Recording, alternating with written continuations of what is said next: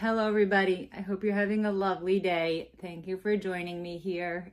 My name is Renata if you're new, this is my houseplant channel where I like to show you my houseplants, talk about how I'm growing them, talk about what's working for them, what's not been working for them,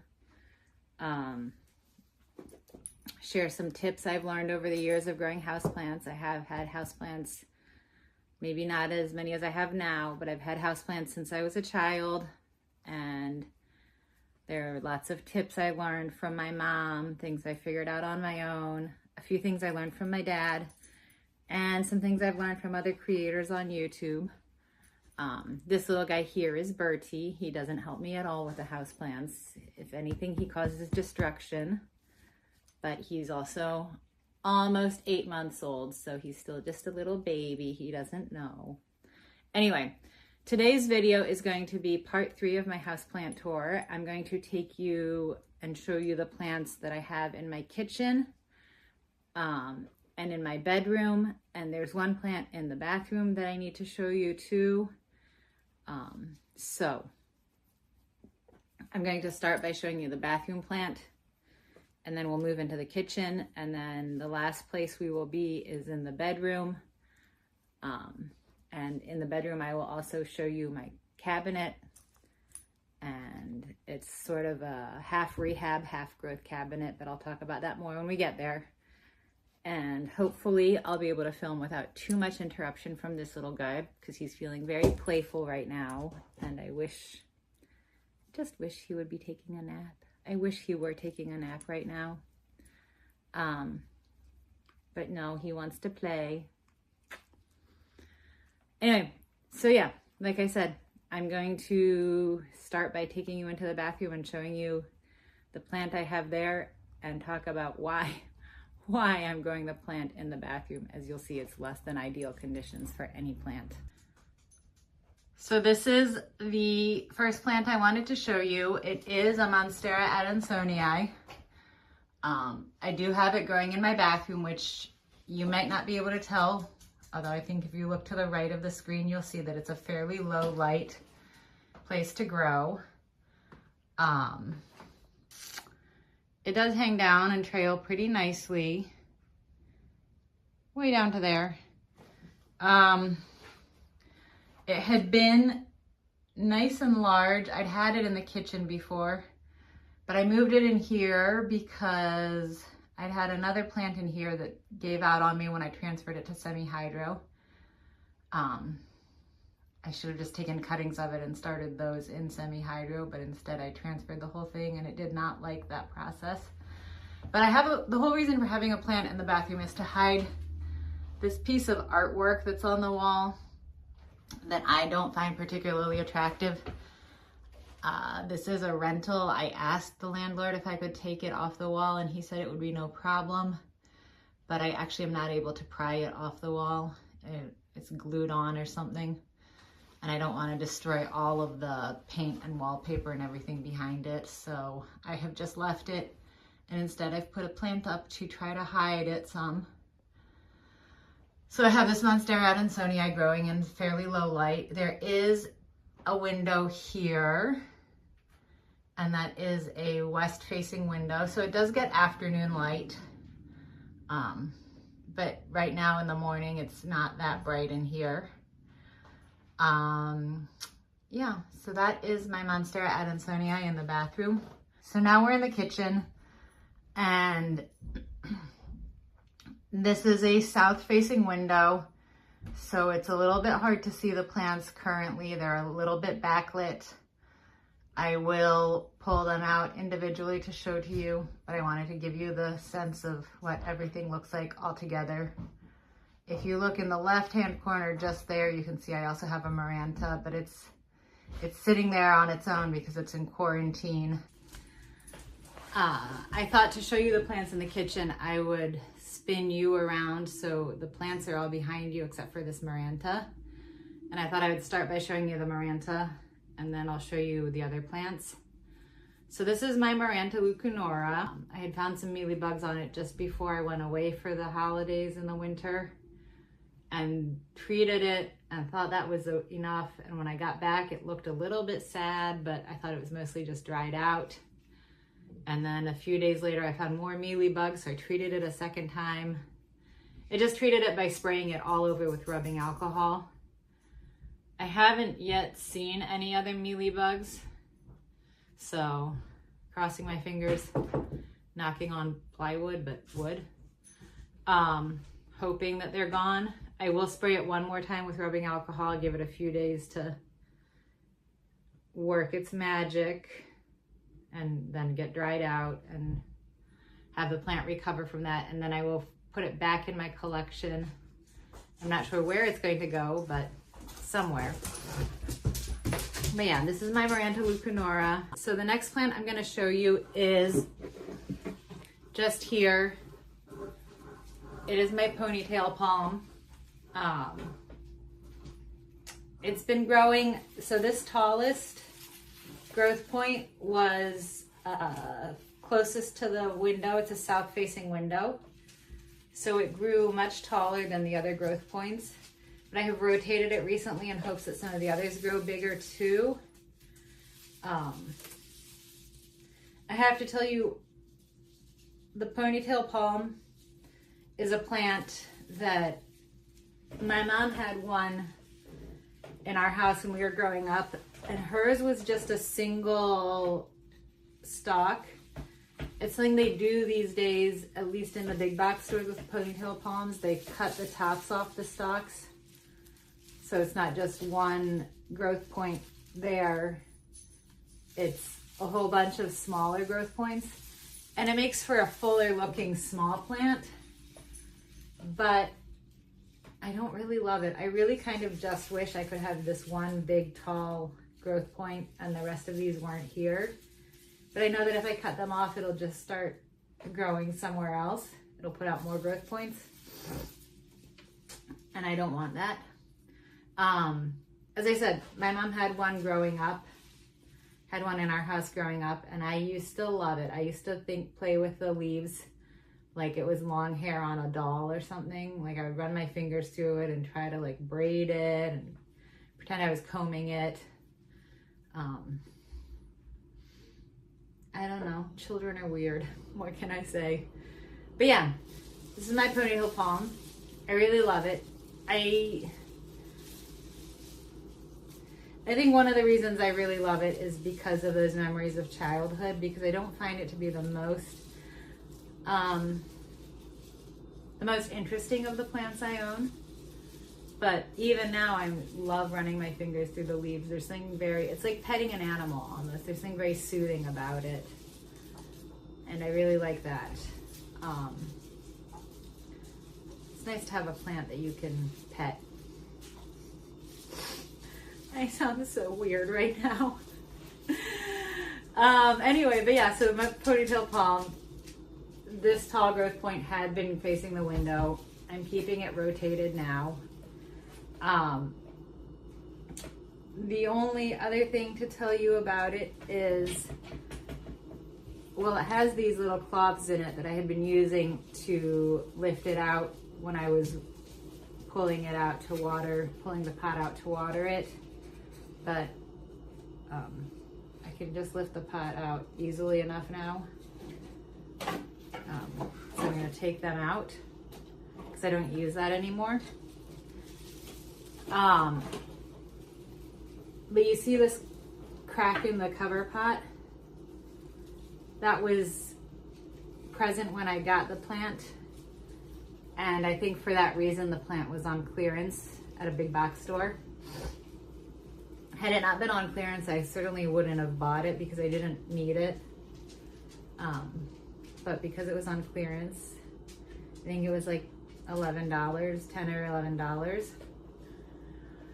So I figured for $10 or $11 I could get it and it would remind me of my childhood ponytail palm. Well, my mom's, but still. The one that I had in my childhood. The one that I had around me in my childhood.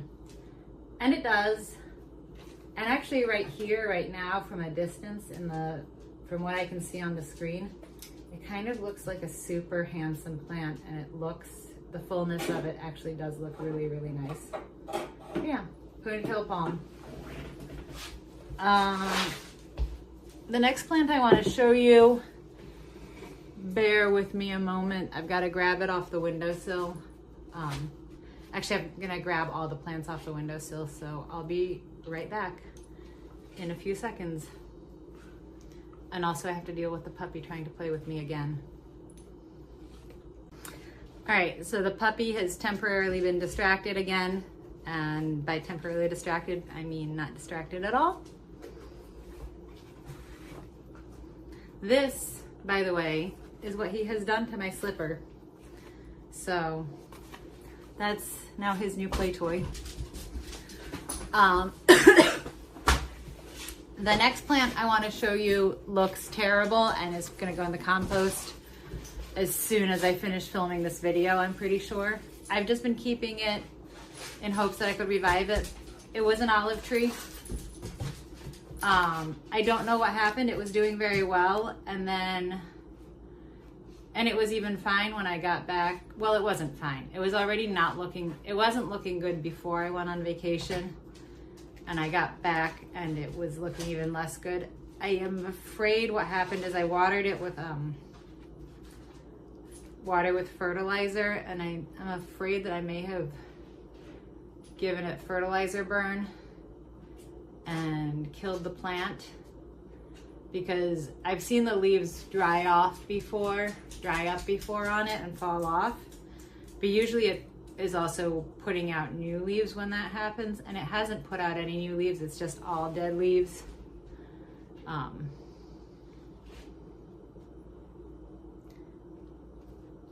think it's not a plant I need in my collection. It's not one that I found aesthetically very pleasing. I like the idea of growing fruit and vegetable trees. I used to have lime trees, lemon trees. They kept getting attacked by scale, so I got rid of them. When the weather gets warmer, I'll have herbs, but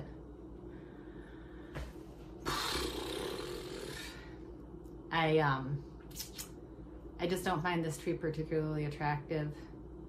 The foliage isn't beautiful. It drops easily. Even though it puts out new foliage, losing the old foliage is a pain in the neck. There are always dry olive tree leaves everywhere. So, like I said, I think it's just gonna go into the compost as soon as I'm done filming today. And in fact, I'm gonna put it over here so that I remember that it's supposed to go out. The next plant next to it, the plant that sits next to that olive on the windowsill, is this cactus. I don't remember what type of cactus it is, but it's just this guy.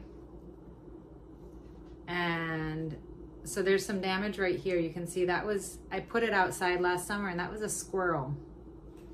A squirrel decided to chew at it. And then the squirrel learned very quickly not to, because it's covered in all those spikes, but still it has done its damage to my plant. So let me spin it around and show you a more attractive side. So there we go. There's something more attractive to look at. When I first got this cactus, it was a much lighter color. Like, it wasn't this sort of bright, it looks very bright lime green on the camera screen, but even to my eyes, it's a very bright lime-ish green color. But it was a cooler toned plant, and it had what looked like very light amounts of variegation growing down it. And maybe you can still see some evidence of that in here, where you kind of have to imagine it, but there are sort of darker and lighter stripes. But I think it's too bleached out by the sun coming through the south-facing window for you to really be able to see. But I promise you, it had been cooler toned, and it had some very mild variegation to it. And that was why I picked it up. But now that it's gotten to be this brighter color, and it's still fine. It's not as beautiful as I thought it was when I first bought it, but I still like it a lot. And it has grown. I've had it for a year, just over a year. Yeah, I probably got it last year in January or February or so. And it has grown about this much. So actually, if you look, that's the plumbing in this house does weird things, but if you look right here, there's a space, ooh, owie, where there are no spikes, because when I first bought the plant, on the top of it, there was one of those fake plastic flowers glued on. And one of the very first things I did was come home and pry it off. But I also damaged the plant a little bit there. So I have a whole ring at this level of places where the plant was damaged because the glue either just didn't let the spikes,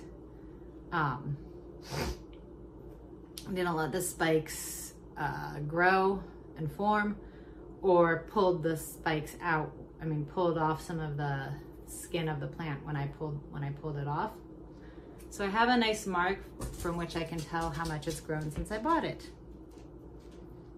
Because of damage, because someone stuck a fake plastic flower on top of a cactus.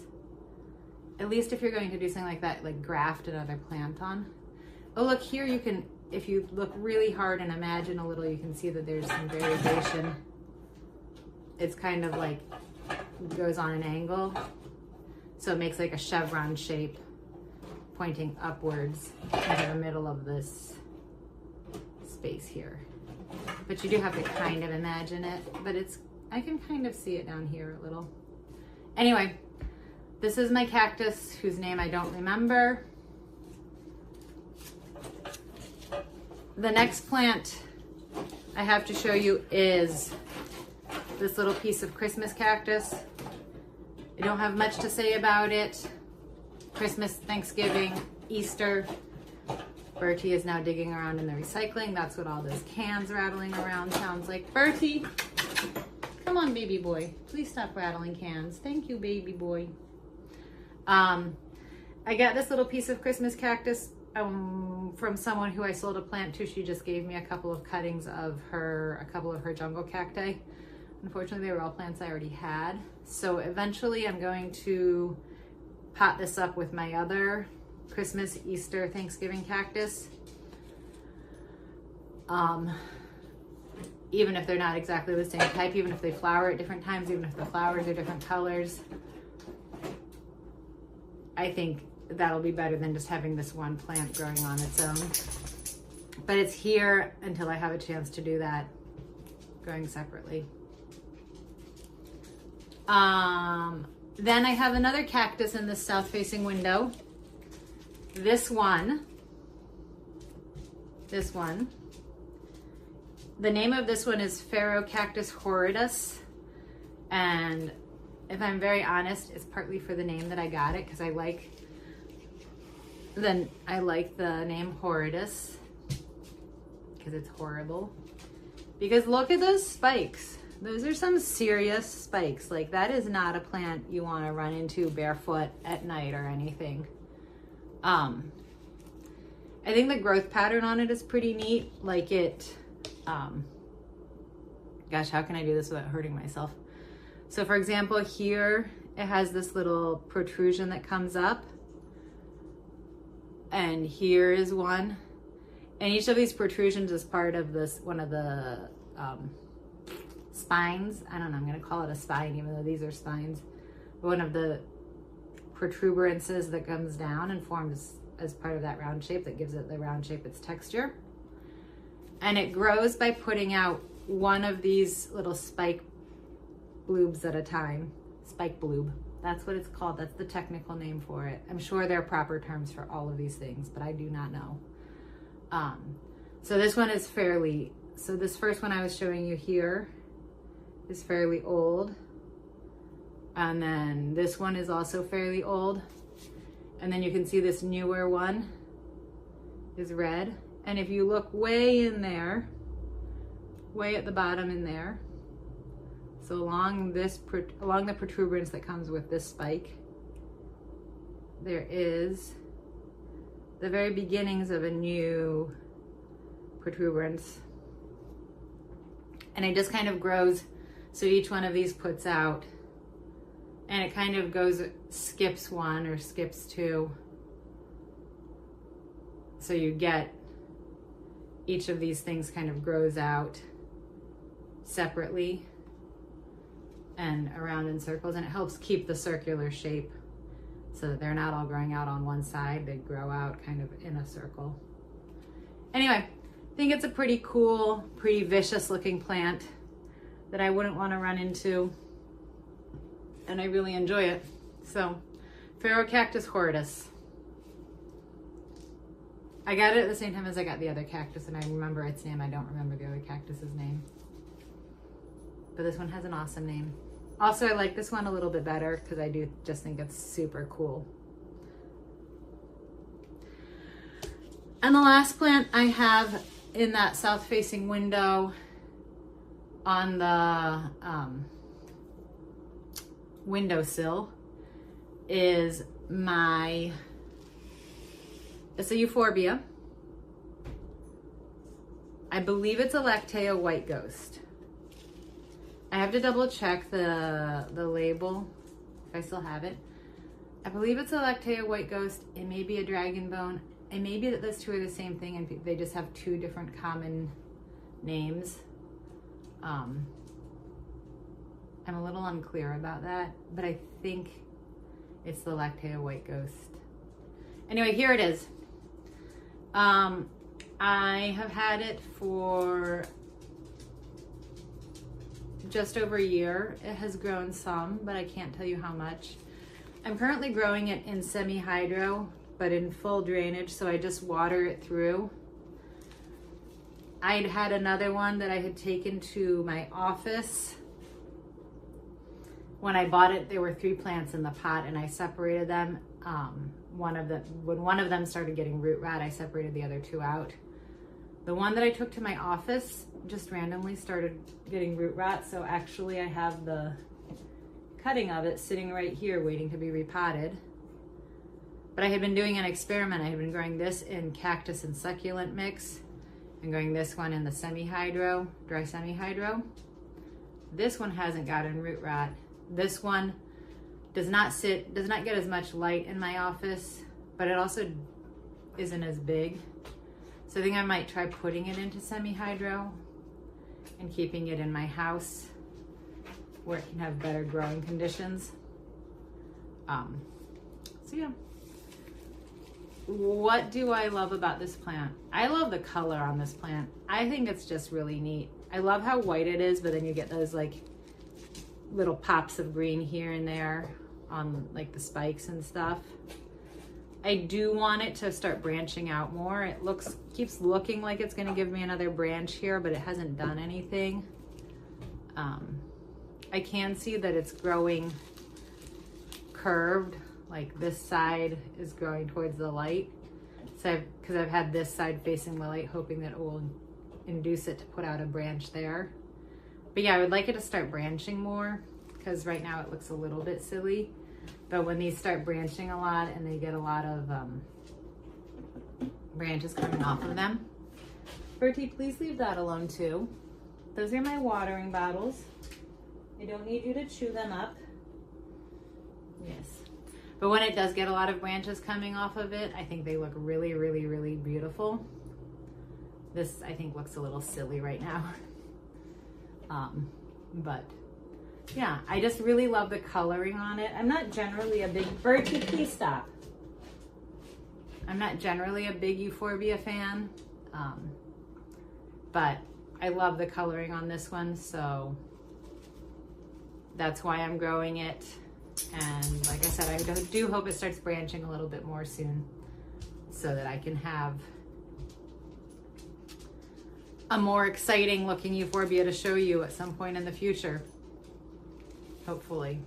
But it's been this way. I mean, it has grown since I've gotten it, of that I'm sure. Like, I think this is new growth, this little tip.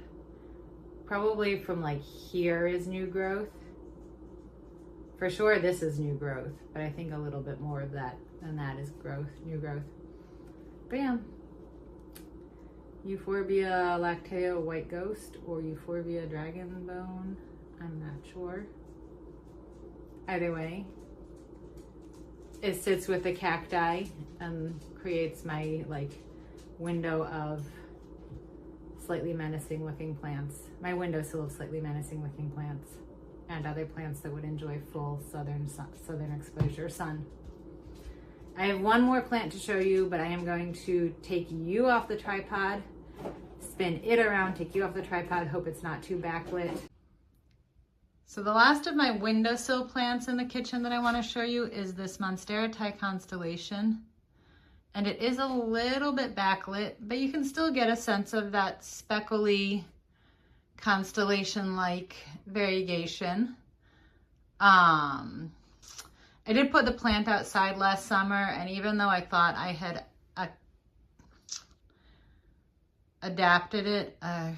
acclimated it well to the sunshine, it did get sunburnt where there were some larger sections, more sectorial sections of variegation, less speckling, and it burnt pretty badly. And so I have lost some leaves down, some parts of leaves down there.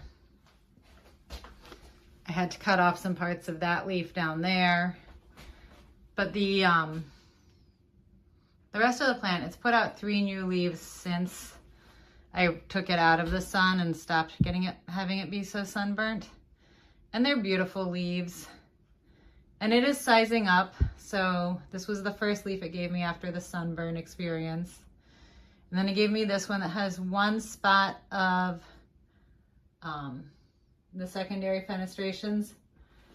And then it gave me this third leaf that has a little bit more secondary fenestration. And it is going to give me another new leaf. Oh gosh, with that sun, it's hard to see. But if you look just right there, you can see that it's working on giving me a new leaf. And the thing is, it's been working on giving me that new leaf since before I went away on break. So I think it got slowed down pretty badly by me being gone for 3 weeks and by the lower amounts of sunlight in the winter. Even though it is in a south-facing window, it just got slowed down some. But yeah, it's a beautiful plant, and you can see how very white some of the white variegation is. It's a little hard in this light to really get the white to show up as white. It's coming through as sort of yellowy because it's lit from behind. But I think it's a beautiful plant, and it makes me happy. The last plant I have to show you is this Marble Queen Pothos. It normally hangs from up there, from that hook up there, but I took it down to be able to show it to you. And again, the lighting, because it's a little backlit, is a little bit odd. But this Marble Queen is a very minty looking Marble Queen. Like, it doesn't have large sections of white, which I actually really enjoy.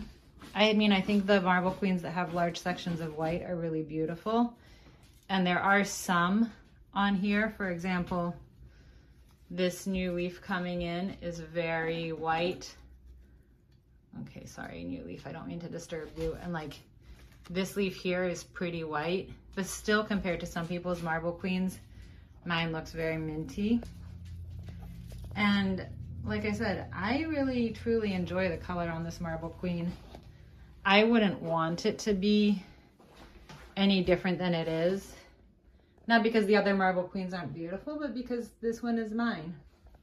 And it's a little bit different from a lot of the Marble Queens that are out there. And that makes it special for me. This area where it does have sort of more light variegation, right there in the middle, is, right there in the middle,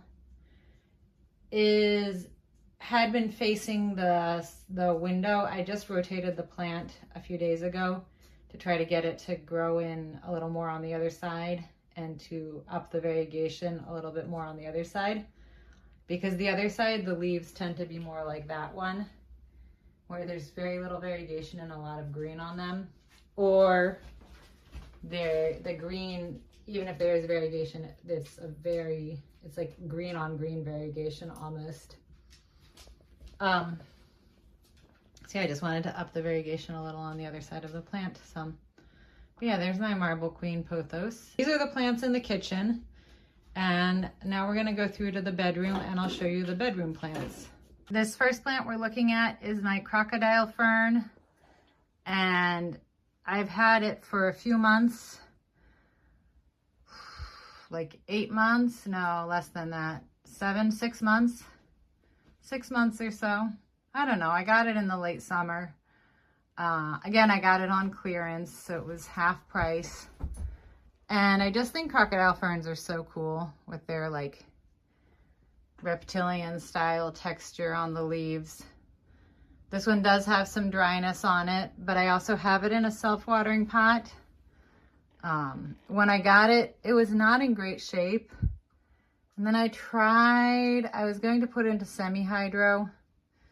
So I removed most of the soil from the roots and then got very frustrated at how fine the roots were and how long it was going to take me to take all the soil off. So I ended up putting it back in soil, but put it into self-watering. Because as we'll see in a few minutes, I have a bird's nest fern in self-watering. And it has slowly seemed to make a comeback, but it's still not thrilled. I really have to figure out a little bit more about how to grow this plant happily. But yeah, alligator fern just sits here. Doesn't get a lot of direct light, but it's pretty bright in my bedroom with the south and the east facing window. So there it is.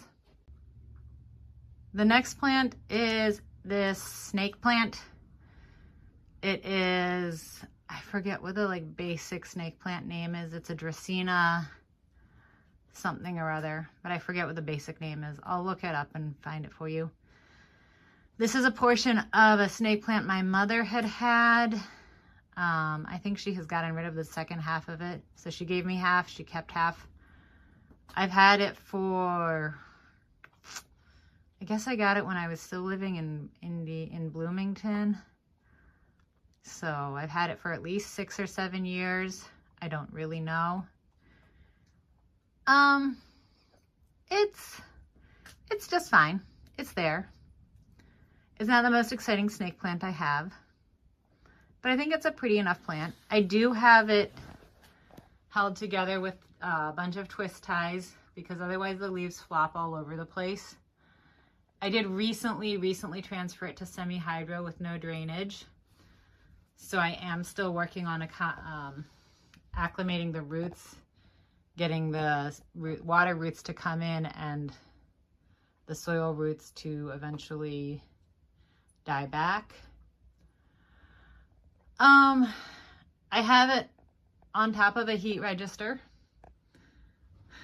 Some beautiful, beautiful heat register, beautiful rental housing rug. Not all of the aesthetics are within my control, but yeah, it's sitting on top of the heat register because otherwise it can be a little bit cold in my bedroom. We're about to get Puppy Face up close and personal. Hello, Puppy Face. But yeah, so it's sitting on the heat register, partly because that's also a place where it has some support from both the dresser and the wall. Oh, Bertie, come on. All right, I'll be back. So yes, as I was saying, the heat register is a place, baby boy, sit. Good boy. Well, we'll get Bertie instead of Plant. The heat register is a place where it gets some support from the wall and from the dresser. Right now, in the winter when it was so cold, right after having transferred it to the semi-hydro, I figured that was a good place so it wouldn't, if there was too much water, it would evaporate off more quickly. So there was less chance of me overwatering it and causing root rot by having the soil roots get too wet before the water roots could develop enough to feed it. So I'm kind of happy with having it on the heat register. Usually in the winter I actually transfer it off the heat register, but as I said, this winter with the transfer to semi-hydro, it seemed like a wise plan to just leave it on there. The next plant I have to show you is my bird's nest fern. Again, like the snake plant, it gets lots of, and the crocodile fern, it gets lots of light, but very little direct light, although you can see right there, there's some leaves that are in the sunbeam. But for the most part, it doesn't get direct light on it. It is a little crispy and dried out looking. It is a thirsty plant, and even though it's in self-watering, I need to water it like twice a week, and I don't always get to doing that. I'm going to take you around to a different angle where it looks a little bit less dried out in the middle, because the middle actually looks pretty good. All right, so there's a better view where you can see that the middle of the plant is looking pretty healthy, and it's giving me lots of new growth. So I would say that on the whole, it's a pretty happy, healthy plant. There's a little bit of getting too dried out this winter, especially when I was gone for 3 weeks and no one watered it. And that was rough on it, but it's sprang back and it's looking happy now. This plant is also in soil. It's just in the pot it came in when I bought it. I think I also got this one on clearance, frankly, because otherwise I wouldn't have gotten a fern. But it was just so big and beautiful and lush looking, and it was on clearance, so I decided I would try it. And now it's one of my favorite plants. It's my only plant that has a name. It's called Sideshow Bob. So yeah, this is Sideshow Bob. And Sideshow Bob is huge, and I love it. The trouble with filming in my bedroom is that it's a small room, and the space here is very narrow. It's just wide enough for this tiny cabinet. It is from IKEA. It does have open sides. I'll try to get closer and show you in a second. And so I put that plastic that you can use to insulate windows in the winter on the outside, and then I put contact paper on the inside. So the front is glass and the back is a solid piece of metal, but the two sides were open. And it works pretty well. It's not as good as like a cabinet that had glass sides or metal sides, but I'll take what I can get for what I can afford. So yeah, let me dive into the cabinet now. At the top of my cabinet, I have Philodendron squamiferum, and I actually am planning on selling this plant because the fuzzy petioles bring me lots of joy, but I hate that philodendron leaf shape, and I need to downsize my collection a little bit. So I'm going to be getting rid of this one. But yeah, Philodendron squamiferum. I had bought it at the grocery store. It had a rough beginning of life in my house. I don't know what went wrong. Something went wrong with it. It wasn't happy. It died almost all the way back, and I rescued it from like a top leaf cutting, basically. So this is what it's grown back in a little bit over a year. So it's a good, vigorous grower, and it's pretty. Like I do think it's a really beautiful plant, minus that shape of the leaves that I don't love that philodendron leaf shape. So next on this top shelf of my cabinet, I have here a blue oil fern. And it's giving off a little bit of a blue tinge on the leaves a little bit, but it mostly doesn't give off a lot of blue. I have seen them where they look much bluer. I don't know if that's just a matter of age or it's getting a little bit too much light in my cabinet. I do try to keep it generally over here shaded by this anthurium and shaded by the philodendron, but for the purposes of showing you, I separated it out. But I'm hoping it will get much bigger. It was about a third this size when I got it. So it's a tiny little thing. And I have it growing in semi-hydro, and it seems very happy. So I'm gonna just keep letting it do what it's doing, and as it sizes up, I'll put it in a bigger container, and hopefully eventually it will turn bluer in tone.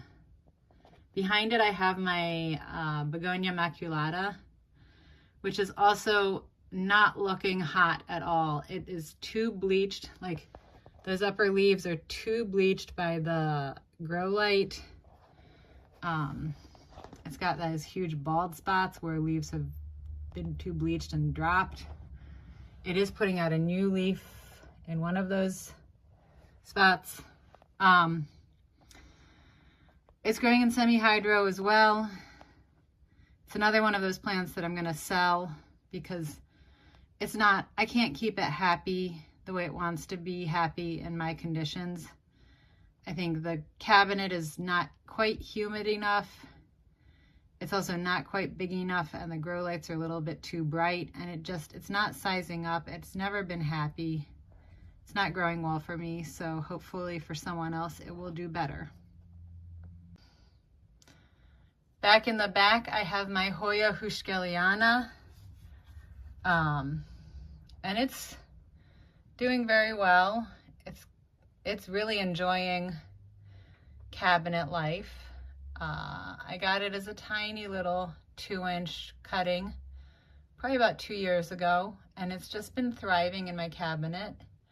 I had to get a new cabinet grow light in the winter because someone chewed up the power cord for the other grow light I had, and this grow light is much brighter, and ever since I put the brighter grow light in, it's been getting some of those signs of sun stressing on it, and I just think it looks so beautiful. But yeah, Hoya Huskeliana variegata. Just hanging out in that back corner of my cabinet, living its happy best life. And next to it, in front of it, is this anthurium that was sold. It was sold to me as a papillolaminum hybrid, but I think if we look at it, we can agree that it must have, it has some kind of strappy anthurium as one of the parents as well, because look at how long. So that is the second newest leaf, that one there, and it is about like the length of my, so about an octave on a piano, because I can cover an octave on a piano with my hands. That was a beautiful view of my hand, I'm sorry. This other next newest leaf, it still hasn't finished hardening off, and it's already the length of my hand plus probably another 2 inches. It did have a little bit of an issue right there when it was coming in. I don't know what happened, but obviously something happened right there, and it has some holes in the leaf. But otherwise, I think that is a beautiful leaf, and you can start to see the veins. Sorry, I hit my phone. You can start to see the veins, the secondary veins a little bit on the leaf. So I'm excited to see what it looks like as it keeps sizing up. But yeah, that's the top shelf of my cabinet. The middle shelf of my cabinet starts to be a little bit of rehab corner, but it's not yet fully rehab cabinet. We have in the front here a little Selaginella. The Selaginella has just gone dormant, so it's lost all its color, but it's not dead. It's probably getting way too much light from the grow lights, but it's the only humid environment in my house. So I need to try to find a way to get it even more shaded from the grow light so that it will hopefully come back to life and can be in a humid environment. Next to the Selaginella is what is left of my Musa Florida variegata, and it has just browned off completely, but if I put it down,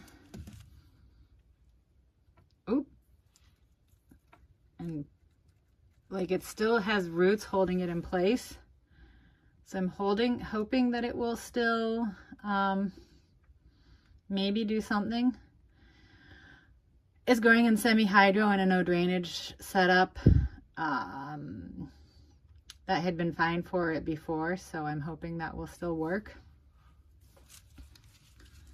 Then I have here in the front 2 sections of Cebu Blue that I'm rooting. So my Cebu Blue went downhill after I returned from vacation. So there's one, and there's the other. And it is they are putting out roots, so I'm pretty excited that I'll be able to pot those up soon. Come on, focus on the plant. That I will be able to pot those up soon. So there's one, and the other also has some nice roots growing in it.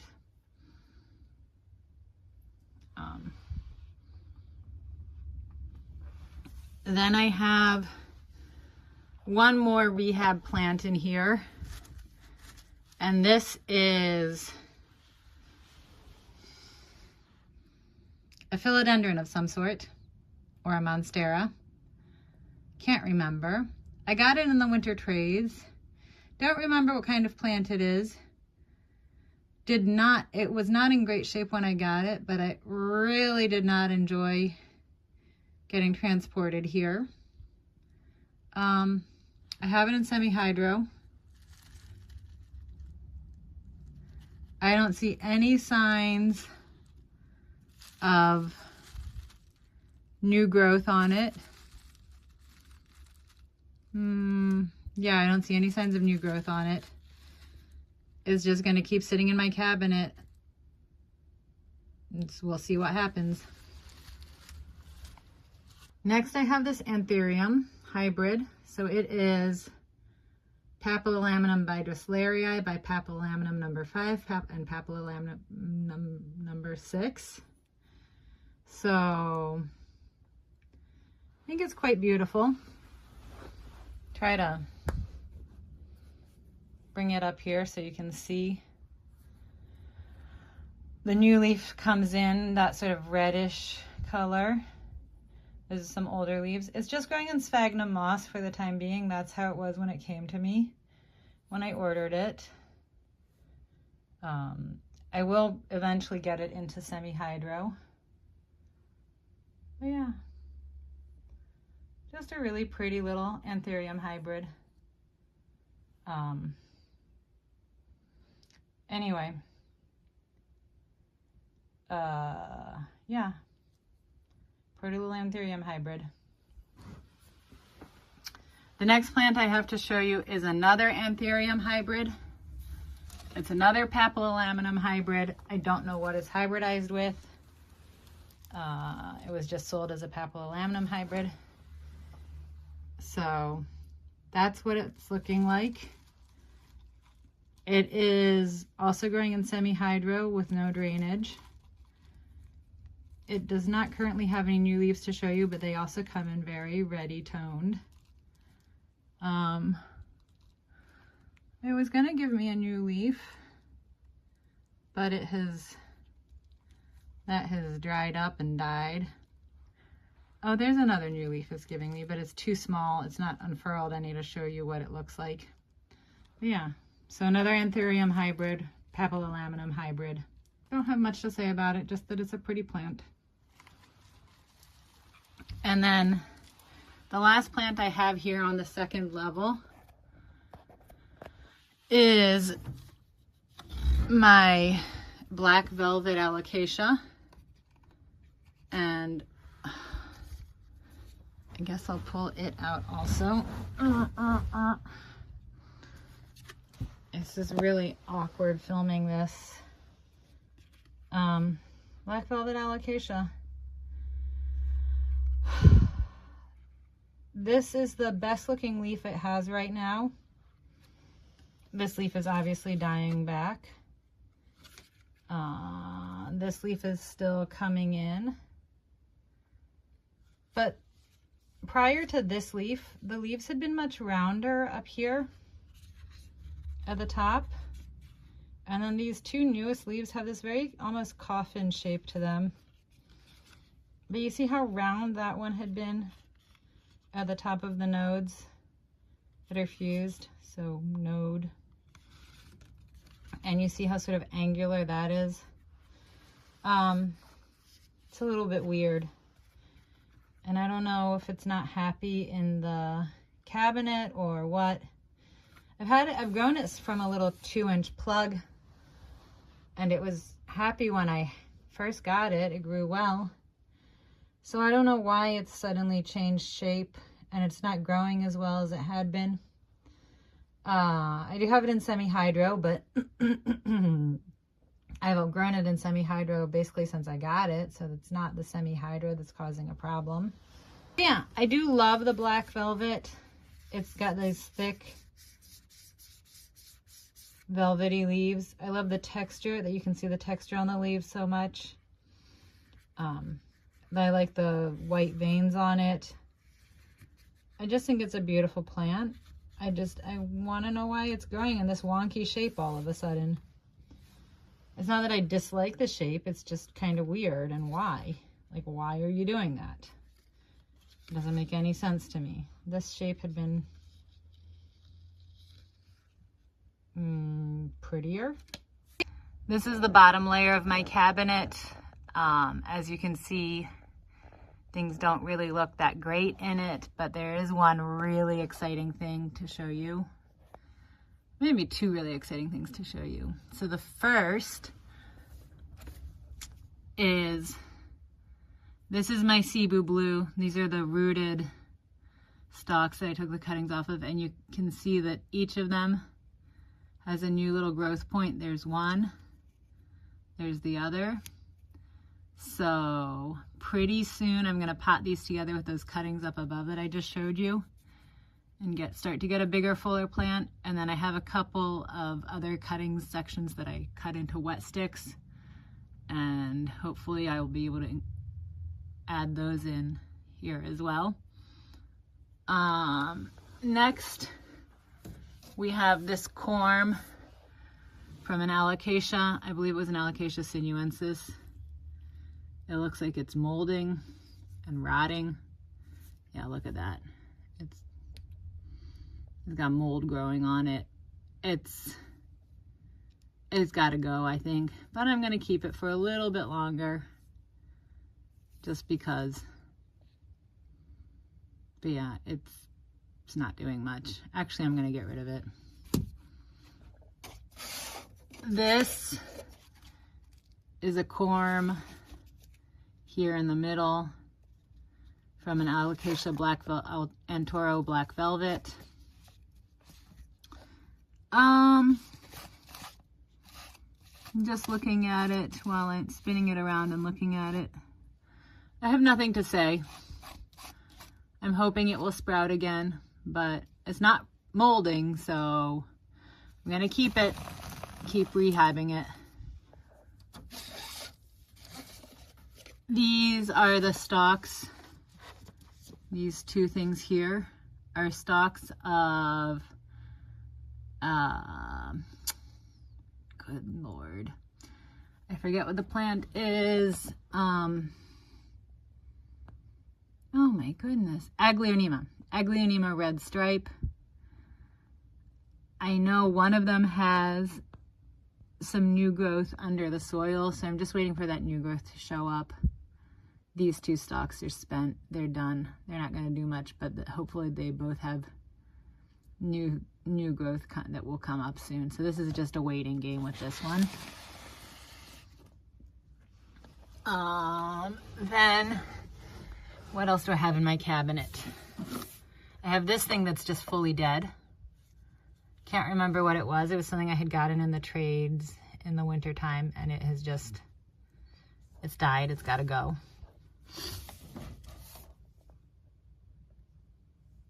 I have these alocasias. I'm pretty sure they're Alocasia sinuensis too. Like, that looks to me like Alocasia sinuensis. They're getting a little too bleached by the grow light. I really need to take them out of the cabinet or put them in a less bright spot in the cabinet, but for the time being, they sit there and look pretty sad. It's putting out a new leaf there. So hopefully I will get some Alocasia sinuensis that actually survives. And then the last thing to show you, I thought this plant was a goner. Oh my gosh, you can't even see. Oh. All right, let me pull it out of the cabinet. So I thought this plant was a goner, but this is my Maranta cat whisker. It has 1, 2, 3 new growth points on it. I am so excited. The last time I looked carefully, it was still moldy, and then I looked a few days ago and it had 2 new growth points, and now I see a 3rd one. I am so excited the cat whisker is gonna make it. It's gonna survive. I was sure it was a goner after I saw the mold on it. But nope, it is here. So that is my cabinet. Here hanging in the window is my whale fin cactus. I believe it's whale fin.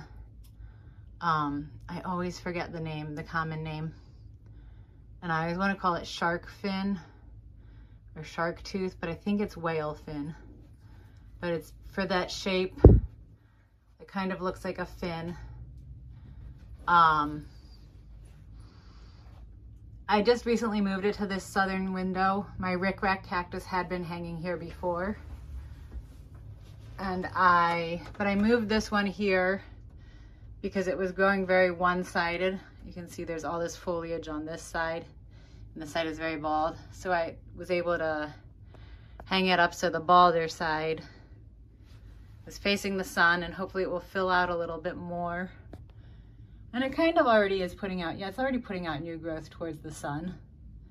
So hopefully it won't be quite so one-sided. It's another jungle cactus. I think it's pretty attractive, although I don't think mine is the most attractive. I'm not gonna lie, I've seen much more beautiful ones on other creators' pages, but like this is a pretty nice leaf. But mine has a lot of signs of damage from being outside last summer and then growing lopsided. It's just not, it's not doing much for me, but I know it can be beautiful, so I'm gonna keep it for a little bit longer and see if I can get it to be more attractive. Stepping down again. So we have, that is the flower of the flapjack. So my flapjack is currently flowering, and you can see the reflection in the window, which is kind of neat. But yeah, so we can go follow the flapjack down, and so that is what the flapjack looks like. So obviously some of these leaves that have been slightly sun stressed are now just sunburnt completely. That may also have to do with the plant flowering and putting a lot of energy into flowering, because the newer pups still look good and healthy. So as soon as the plant is done flowering, I'm actually gonna cut this large tall stalk off. I'm just gonna cut it down way down there and just have a pot full of small pups, because this is so one-sided and so off balance that it's hard to, I have to have it leaning up against the window frame there, and that doesn't make me happy. This next pot is a pot full of amaryllis leaves.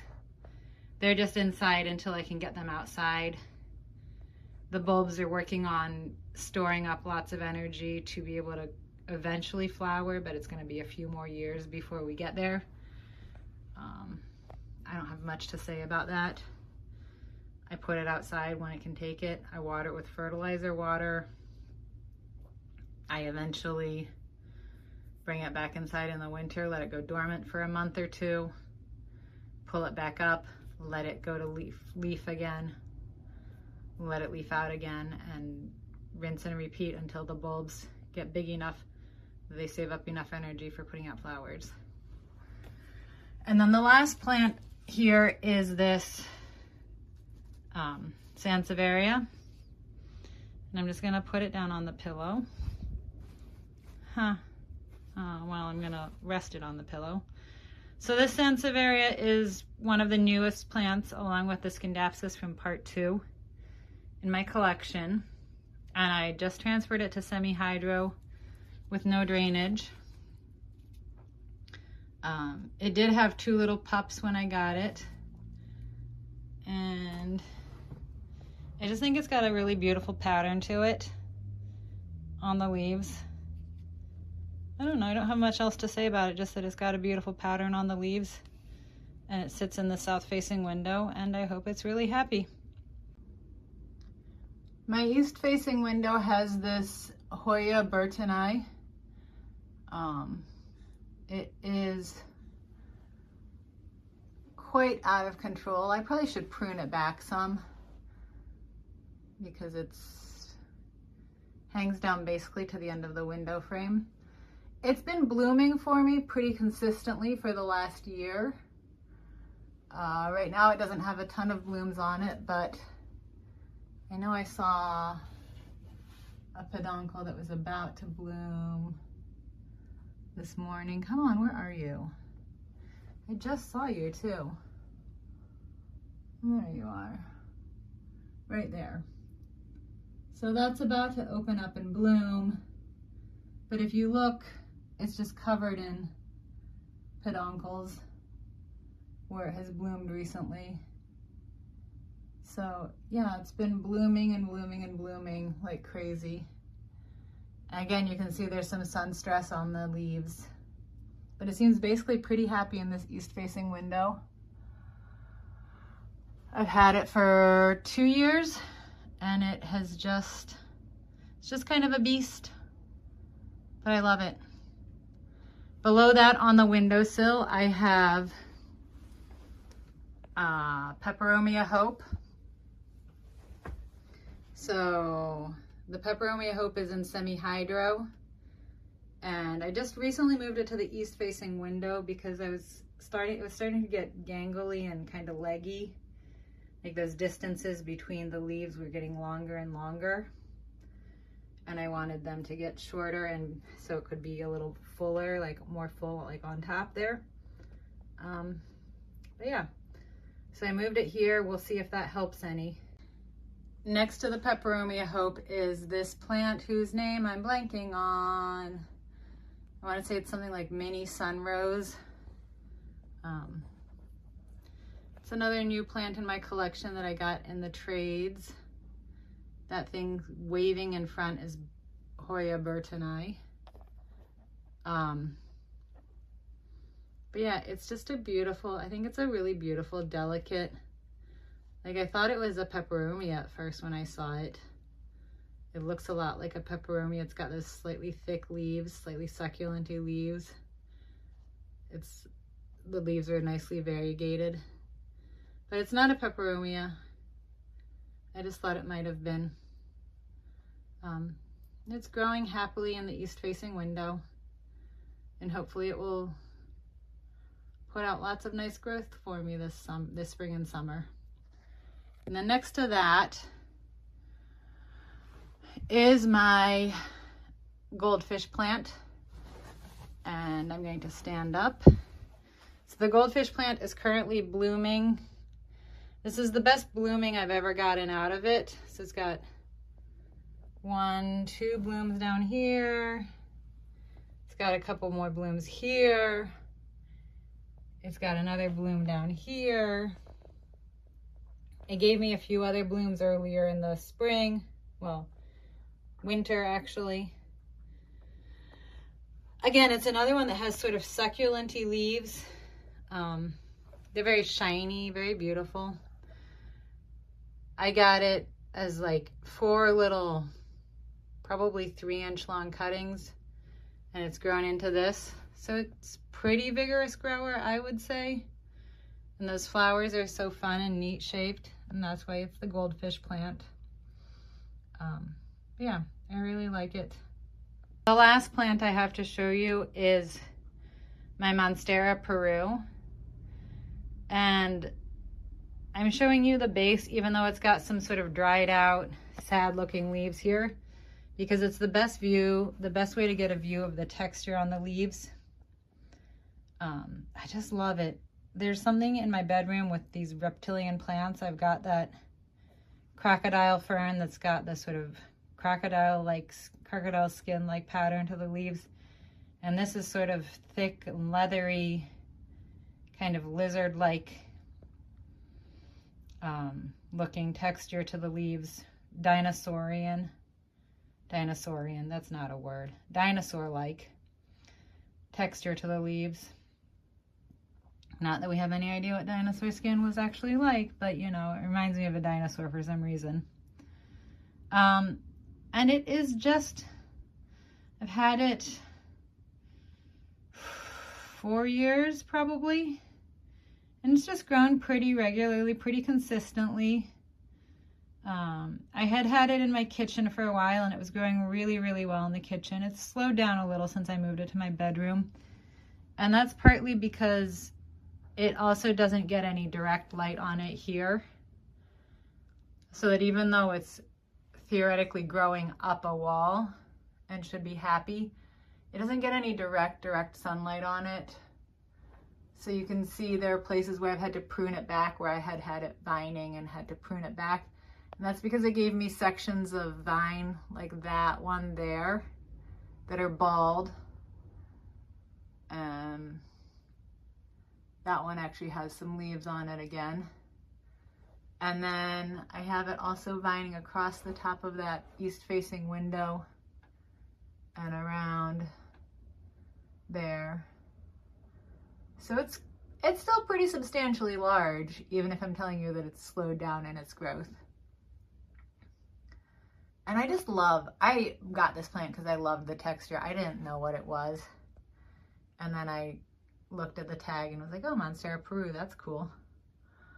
But I just really love the texture of the leaves. I think they're so neat. And it's like shiny but reptilian. I don't know. Makes me really happy. I really love it. With that, we come to the end of part 3 of the houseplant tour. I hope that you enjoyed it. I hope that possibly you learned something from it, but most importantly, I hope that you enjoyed it. If you did enjoy it, please give it a thumbs up, hit the like button. If you like my content, if you've been enjoying my content, please also go ahead and subscribe to my channel. I would really appreciate it.